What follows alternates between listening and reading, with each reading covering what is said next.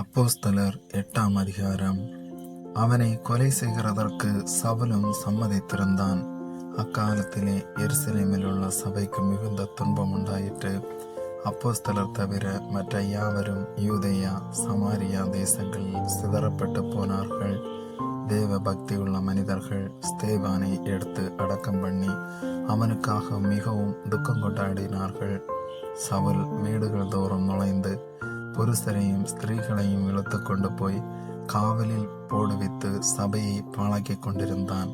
சிதறி போனவர்கள் எங்கும் திரிந்து சுவிசேஷ வசனத்தை பிரசங்கித்தார்கள். அப்பொழுது பிலிப் என்பவன் சமாரியாவில் உள்ள ஒரு பட்டணத்துக்கு போய் அங்குள்ளவர்களுக்கு கிறிஸ்துவை குறித்து பிரசங்கித்தான். பிலிப்பு செய்த அதிசயங்களை ஜனங்கள் கேள்விப்பட்டு கண்டு அவனால் சொல்லப்பட்டவைகளை ஒருமனப்பட்டு கவனித்தார்கள். அநேகரிலிருந்து அசுத்த ஆவிகள் மிகுந்த சத்தத்தோடு கூப்பிட்டு அவர்களை விட்டு புறப்பட்டது. அநேகன் திமிர்வாதக்காரரும் சப்பானிகளும் குணமாக்கப்பட்டார்கள். அந்த பட்டணத்திலே மிகுந்த சந்தோஷம் உண்டாயிற்று. சீமோன் என்று மறுபேர் கொண்ட ஒரு மனுஷன் அந்த பட்டணத்திலே மாய வித்தைக்காரனாயிருந்து தன்னை ஒரு பெரியவன் என்று சொல்லி சமாரிய நாட்டு ஜனங்களை பிரமிக்க பண்ணி கொண்டிருந்தான். தேவனுடைய பெரிதான சக்தி இவன் மேல் என்று எண்ணி சிறியோர் பெரியோர் யாவரும் அவனுக்கு செவி கொடுத்து வந்தார்கள். அவன் அநேக காலமாய் தன்னுடைய மாய வித்தைகளினாலே அவர்களை பிரமிக்க பண்ணினதினால் அவனை மதித்து வந்தார்கள். தேவனுடைய ராஜ்யத்துக்கும் இயேசு கிறிஸ்தனுடைய நாமத்துக்கும் ஏற்றவைகளை குறித்து பிலிப்பு பிரசங்கித்ததை அவர்கள் விசுவாசித்த போது புருஷரும் ஸ்திரீகளும் ஞானஸ்நானம் பெற்றார்கள். அப்பொழுது சீமோனும் விசுவாசித்து ஞானஸ்நானம் பெற்று பிலிப்பை பற்றி கொண்டு அவனால் நடந்த அடையாளங்களையும் பெரிய அற்புதங்களையும் கண்டு பிரமித்தான். சமாரியர் தேவ வசனத்தை ஏற்றுக்கொண்டதை எருசலேமில் உள்ள அப்போஸ்தலர்கள் கேள்விப்பட்டு பேதுருவையும் யோவானையும் அவர்களிடத்திற்கு அனுப்பினார்கள். இவர்கள் வந்த பொழுது அவர்களில் ஒருவனும் பரிசுத்த ஆவியை பெறாமல் கர்த்தராகிய இயேசுவின் நாமத்தினாலே ஞானஸ்நானத்தை மாத்திரம் பெற்றிருந்தவர்களாக கண்டு அவர்கள் பரிசுத்த ஆவியை பெற்றுக்கொள்ளும்படி அவர்களுக்காக ஜெபம் பண்ணி அவர்கள் மேல் கைகளை வைத்தார்கள்.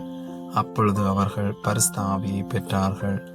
அப்போஸ்தலர் தங்கள் கைகளை அவர்கள் மேல் வைத்ததினால் பரிசுத்த ஆவி தந்தருளப்படுகிறதை சீமோன் கண்டபோது அவர்களிடத்தில் பணத்தை கொண்டு வந்து, நான் எவன் மேல் என் கைகளை வைக்கிறேனோ அவன் பரிசுத்த ஆவியை பெறத்தக்கதாக எனக்கும் அந்த அதிகாரத்தை கொடுக்க வேண்டும் என்றான்.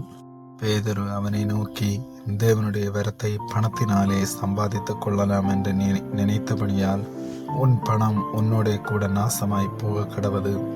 உன் இருதயம் தேவனுக்கு முன்பாக செம்மையாயிராதபடியால் இந்த விஷயத்திலே உனக்கு பங்கும் இல்லை பாகமும் இல்லை. ஆகையால் நீ உன் துர்க்குணத்தை விட்டு மனம் திரும்பி தேவனை நோக்கி வேண்டிக்கொள். ஒருவேளை உன் இருதயத்தின் எண்ணம் உனக்கு மன்னிக்கப்படலாம். நீ கசப்பான பிச்சிலும் பாவக்கட்டிலும் அகப்பட்டிருக்கிறதாக காண்கிறேன் என்றான். அதற்கு சீமோன், நீங்கள் சொன்ன காரியங்களில் ஒன்றும் எனக்கு நேரிடாதபடிக்கு எனக்காக கர்த்தரை வேண்டிக் கொள்ளுங்கள் என்றான். இவ்விதமாய் அவர்கள் கர்த்தருடைய வசனத்தை சாட்சியாய் அறிவித்து சொன்ன பின்பு சமாரியருடைய அநேக கிராமங்களில் சுவிசேஷத்தை பிரசங்கித்து எருசலேமுக்கு திரும்பி வந்தார்கள்.